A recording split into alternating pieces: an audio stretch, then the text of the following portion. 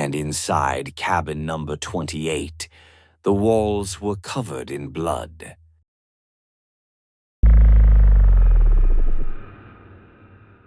Welcome to the Dark List. The stories from the other side of the razor. Welcome to the Dark List.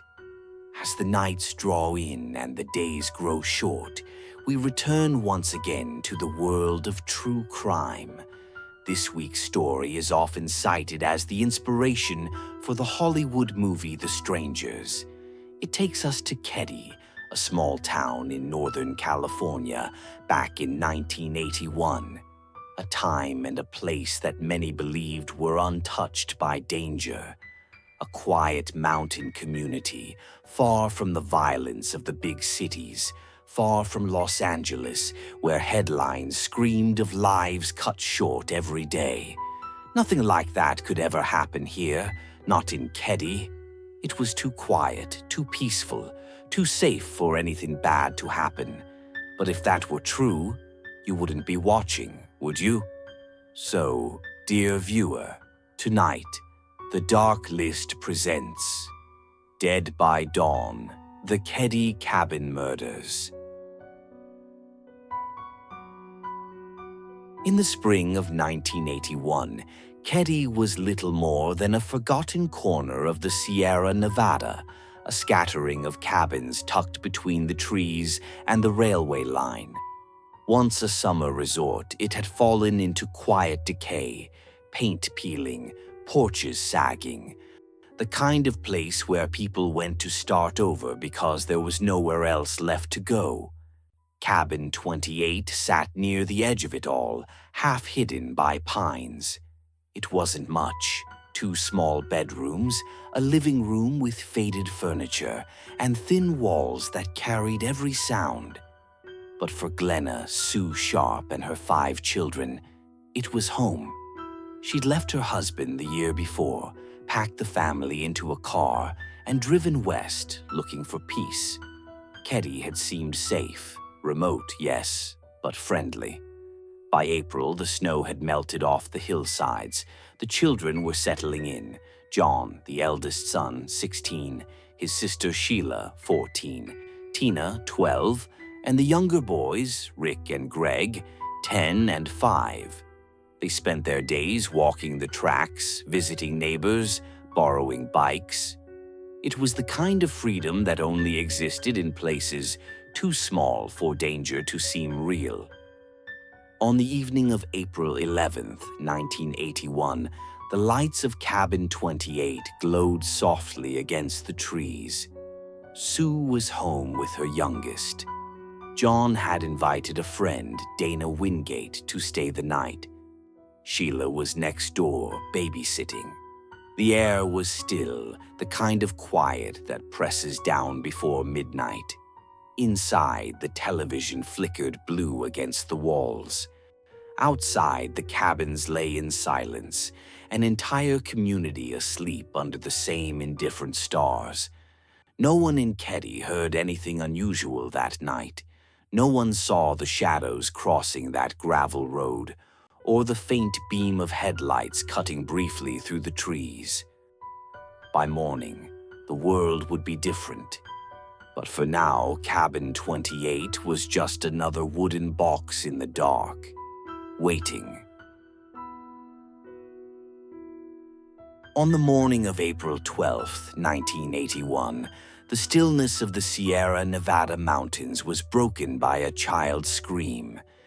Inside cabin 28 of the Keddie Resort in Northern California, a nightmare waited in the silence. 3 people were dead.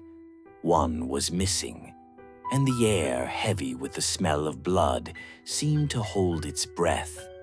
When the scene was discovered, Sue was found on the living room floor, bound with medical tape and electrical wire.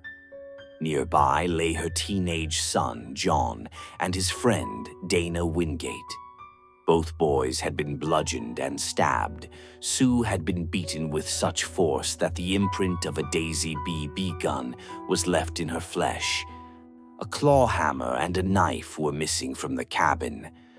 Blood splattered across walls and furniture, but not a single neighbor had heard a thing. In the next room, 3 younger children, Greg, Rick, and their friend Justin, slept through it all, untouched. The 4th sharp child, 12-year-old Tina, was gone. Sheriff's deputies arrived late, unprepared for what they found. The crime scene was chaotic, and evidence would later be lost, destroyed, or ignored. Within days, the investigation began to collapse. 2 men quickly became the focus. Martin Smart, a neighbor who lived just 2 doors down, and his friend John Bo Bubedi, a drifter with a criminal record and rumored connections to organized crime. Smart's wife told police that her husband and Bo had come home late that night, burning something in the wood stove.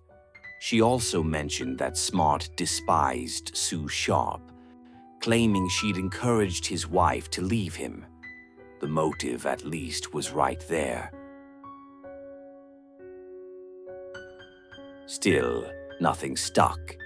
The pair were questioned, released, and the trail went cold. Then, in 1984, 3 years later, hunters stumbled upon human remains some 100 miles away in Butte County. It was Tina. Her skull and part of her jawbone, scattered in the forest, identified only through dental records. Years passed. Files vanished. The sheriff who handled the case retired, leaving behind a box of forgotten evidence. It wasn't until 2016 that new investigators reopened the Keddie file. They found DNA on a piece of tape from the original scene, and it matched a known living suspect. That suspect was Martin Smart. Before his death, Smart had written a confession of sorts in a letter to his therapist. He wrote, "I've paid the price of your love, and now I've bought it with 4 lives." The letter was never shared with investigators until decades later. The case remains technically unsolved, but in the quiet logic of crime, the truth is simple. Smart and Bo Bede killed the Sharps. They did it in anger. They did it together. And they left the children alive, perhaps to make sure someone would find the bodies. Cabin 28 was demolished in 2004, but the ground remembers. Locals still speak of lights flickering in the ruins, of voices heard from the trees, a kind of echo repeating what was never answered. The prime suspect in the Keddie Cabin Murders has always been Martin Smart. He was a neighbor and stepfather to one of the boys who survived that night. Smart had argued with Sue Sharp shortly before the killings, and soon after, he told police that his hammer was missing, a hammer later found in a nearby pond matching the weapon used, and then there was the letter to his estranged wife. His close friend with alleged ties to organized crime was also living in the area at the time. Both men were questioned, both passed polygraph tests, and both walked free. But investigators now believe at least 2 attackers were involved, and that Smart and Bubed fit both the timeline and the psychology of the crime. Decades later, new DNA testing linked a living person of interest to tape found at the scene, strengthening the theory that more than 2 people were present in Cabin 28. While the names haven't been made public, officials have stated that evidence still points back to Smart and Bubede as the main perpetrators. Smart's sudden departure, his incriminating letter, and his later confession to a therapist all suggest guilt. Yet with both men long dead and key evidence lost or contaminated, the case remains open. The truth, like the cabin itself, has been buried, but not forgotten.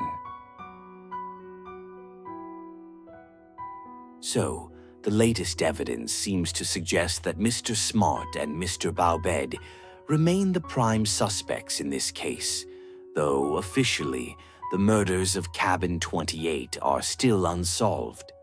The cabin itself is long gone, but the legend and the terror of that night still lingers. A stain on the name of Keddie, impossible to wash away. Even The Strangers, the Hollywood film said to be inspired by these events, could only offer a sanitized, glossy echo of what really happened that night in a cabin in the woods. We hope you have enjoyed tonight's presentation, and that you will join us next week for another story that you wish weren't true. And remember, sleeping with the lights on won't save you.